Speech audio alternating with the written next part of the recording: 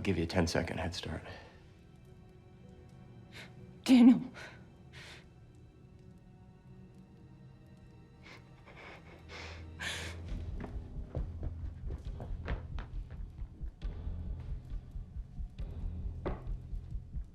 One 1,000. Two 1,000. 2.5 1,000.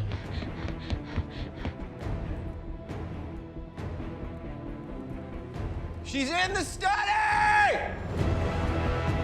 Point the weapon away from him.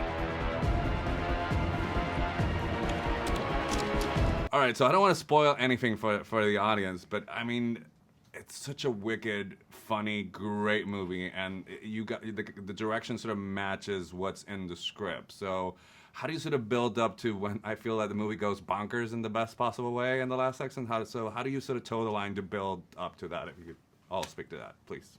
I mean, yeah, that's a big part of the process from pre-production on, is figuring out how do we get to where the movie ends without feeling like it starts there, you know? So it's this constantly kind of pulling the audience in a little further, and really letting the tone and the characters do most of that work for us.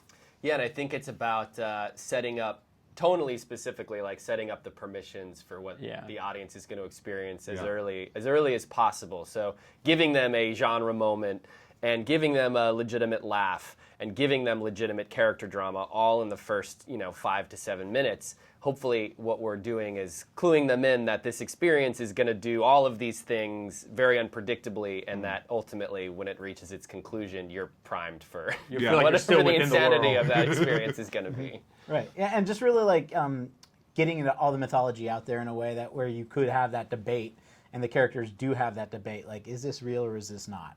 And towing that line of doubt, which is very important in any type of like religious manner. So we think that was fun. So they're not the same in any way. It's just this dark, very smart humor. But this sort of reminded me of Heathers. I don't know why.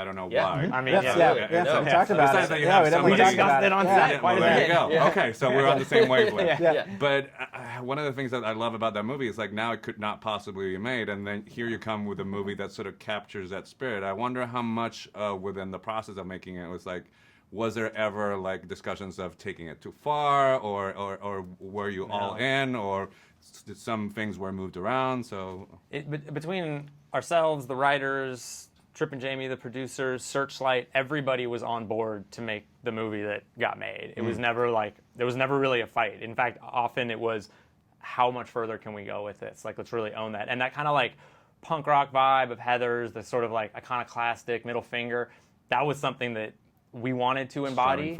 Yeah, we were really striving for it. And it's funny because like that movie is a touchstone for us in so many ways. And Samara bringing that attitude to the role and letting it kind of like uncover itself as the story goes on was something that, I mean, we just like loved. Yeah, I don't think that we could have predicted that it would work as well as it did until she was in the role. It was like, oh, this is now, this is now. I just mean in terms of that vibe being represented, it was like, oh, right, this is... Like, this is exactly what this is. This is what it's always supposed to have been. Yeah, with her, it's sort of an inverted final girl because she's not that. And when you see the trailer, you think what you're going to get, and then her journey is so well hidden. So, I don't know. It's not a question, but I just want to turn to Chris Farley. I just want to turn to Chris Farley and use my last 2 minutes to say how awesome the movie is.